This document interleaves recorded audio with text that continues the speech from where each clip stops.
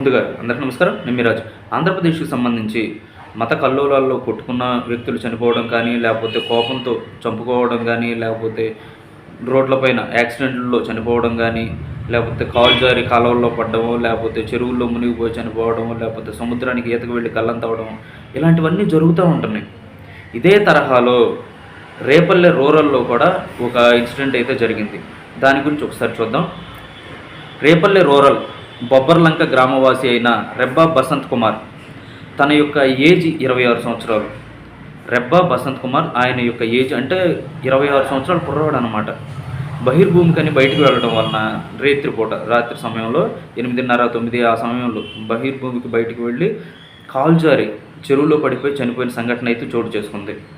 అంటే ఒక్కసారి పిల్లలు కూడా దీని గురించి ఆలోచించాల్సిన అవసరం ఎంతైనా ఉంది. ఈరోజు మృతదేహం అయితే లభ్యమైంది.